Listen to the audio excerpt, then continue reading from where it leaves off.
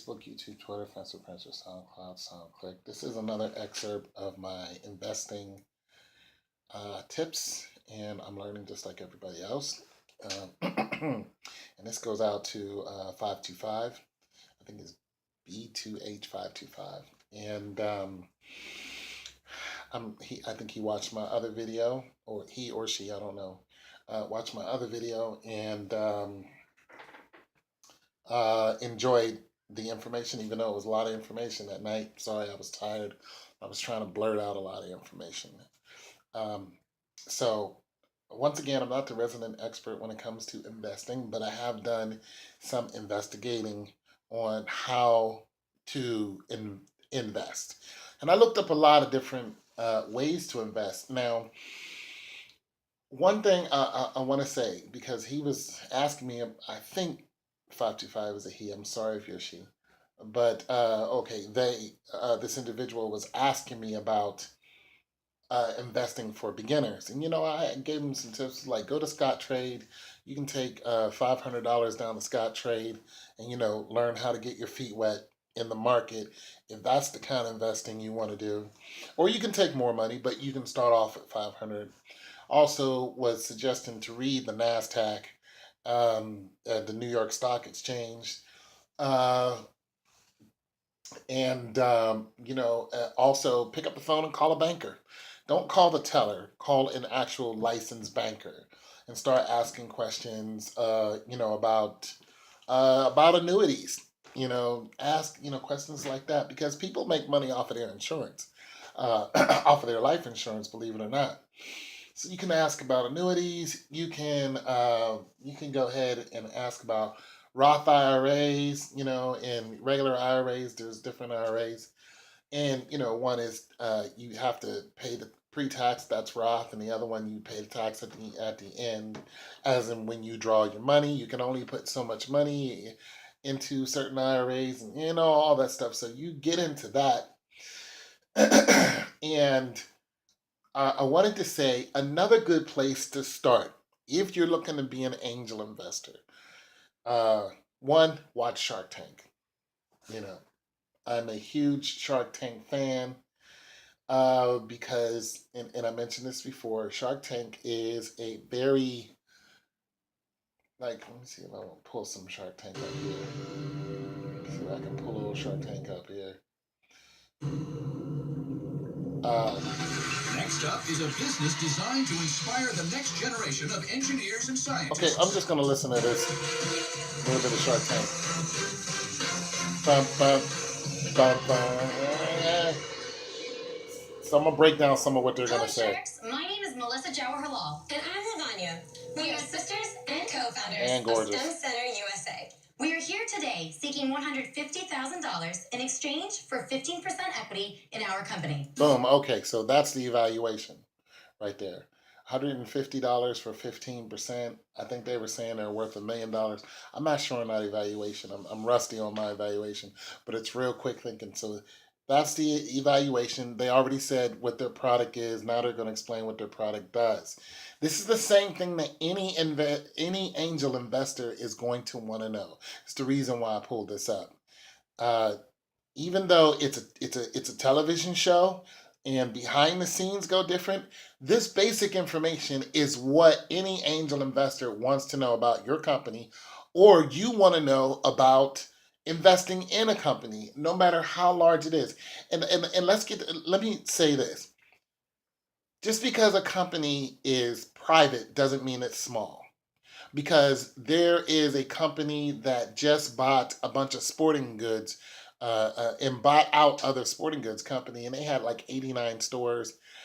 So they bought them out. That was a huge, huge buy. They are a private company, and they're all over. They're all over the place. But that's a huge company, and they merged the company. Well, they bought one out. I forgot what they call that. I forgot the technical name for that. It's not merging. It's in somebody help me out. One of you smart people out there. But basically, so they bought them out, and it's a private company, but still is a huge company. Which means it's not on the New York Stock Exchange, is what I'm saying. So, and small companies can be on the New York Stock Exchange. Okay, so let's listen to some more of this. Just how the ABCs are the basis of communication.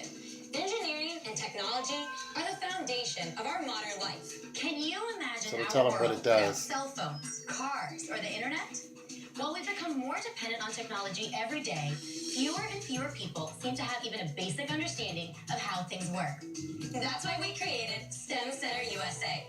STEM stands for science, technology, engineering, and math.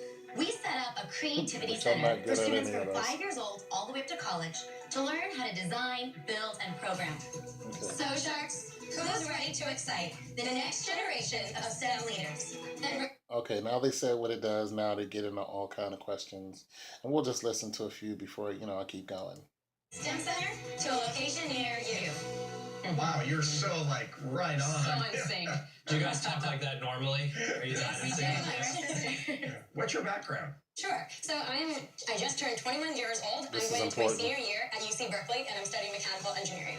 Mechanical I engineering. am just turned 23 years old. I graduated with a full scholarship from USC, studying mechanical engineering. During my time at USC, I also worked on two currently orbiting satellites. I served as a design lead, and prior to joining the center full time, I also worked at a major defense contractor. That's pretty impressive. Yeah, it is All right, tell us impressive. about the business. So we are a supplemental education program. Our Creativity Center is based in Pomona, California. We have Right. 85 students at our center. 75 of those students are yearly members. 5 of them pay monthly, and the rest are How introductory much do they 6-week pay annually? students. Our annual memberships range from $1,400 to $1,800. All right, so breaking it down, basically what they both said is they're qualified to make this product, and by their degrees and what they've done. And anytime you want to invest in somebody, 525, you say, hey, I want to put $5,000 into this company. You got to make sure that these people are who they say they are. I mean, let's take an example of that. They're one of Donald Trump's supporter, this preacher guy, you know, you know, pumping up Donald Trump, pretty much he's just his church was just a microphone in this little house place, and basically internet church. Well, he's pumping up Donald Trump, and they wanted to know more about this guy. So the news interviewed him, and they were like, "This is going to be on record." He was like, "Well, I didn't agree for this to be on record because I found out that everything that he had on his website was a lie." He said he was a member of the Kappas. He was not a member of the Kappas, which is a fraternity.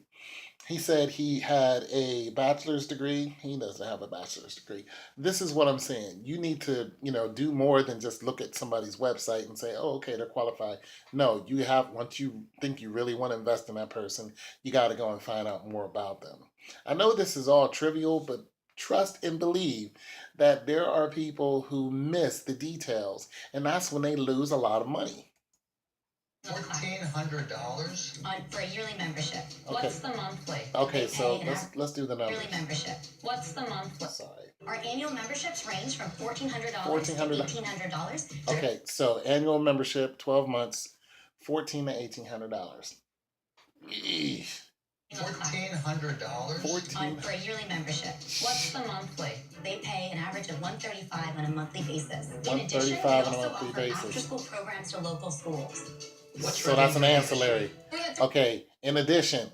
So in addition is an ancillary. So it's part of their program, but nonetheless, it's probably not the bulk of what they make. So when you start adding it up, 135 a month, or 14 to 1600 a year, when you start getting those numbers down, they're already telling you that there is more to it that's going on than, or there's more subsidies, there's more money coming into the company than just the basic membership.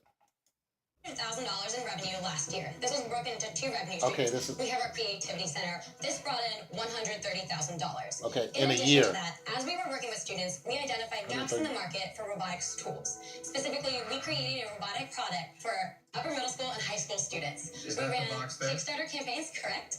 That brought in $170,000 in sales. I actually remember this from Okay. Kickstarter. It was really How successful. did- I'm a Okay. Kickstarter investor, so I pay a lot of attention to the stuff that inflects there, and this got a lot of attention. Look, Boom. Okay, now that's where I was going. These women put their product on Kickstarter, which is what I was going to segue into. So, another thing, they did $125,000 just on one part, and then they designed another part. They did that in a year, and they did another part, and added on another hundred and so on $1,000. So they're $250,000 in a year. This means that they're a thriving company, but it does not necessarily mean that they're making money, because you have you have your product. You put so much into your product, and then you have to pay yourself if you're working on that product full time. So if they break down those numbers and say, okay, your company did $250,000 in one year, and then they'll say, well, how much did you make? How much did how much did you pocket? And then they'll say, we pocketed $75,000. Why? Because of cost, because of your fixed cost, and your manufacturing cost, and all those other things, all the way down to your light bill. That's all fixed cost. So you have fluctuating costs and you have your fixed costs. Your rent is a fixed cost. It's going to cost the same. So your materials, if they're going to stay the same, is a fixed cost unless your materials started fluctuating. So basically, they're saying they hit maturation at $135 on one part and 100 and I guess 50, I don't know 30 on another part. So 250, they hit their maturation. Now you're looking at next year. What are you going to do? So these are some of the questions you got to ask. But nonetheless, uh, they were on Kickstarter. Now I'm going to go to Kickstarter. I'm sorry that this is long, but this is just giving an angel investor some ideas on where to start. 525. For one, I don't know anything about you. I don't need to know your finances, but you know your finances. You know what I'm saying? You know what you can put into what. Kickstarter is a very, very, very good place to start. And let's just say you have $25 that you know that you can put into something. Now, of course, everybody knows about Kickstarter. You probably already know the rigmarole, how Kickstarter works. Here's the thing though. When people go and give their money to people on Kickstarter, they're looking for a return of the product, or a poster or a t-shirt or whatever, or a watch or whatever. And they don't take it any further than that. That's the problem with Kickstarter. That's the problem with people's mindset with Kickstarter. They don't look into investing further into the company and then start following the company. Like I said, the company doesn't have to go on the NASDAQ for it to be a big company. You can get some really, really great ideas like these young ladies. They haven't even gone. They haven't gone public yet as far as the market, but nonetheless, they are a company. So just imagine if they're looking for investors. So just imagine if you would have saw what these young ladies were doing and said, you know what, I believe in that. I believe in you. I found some background on what you guys are doing. I think this is a good product.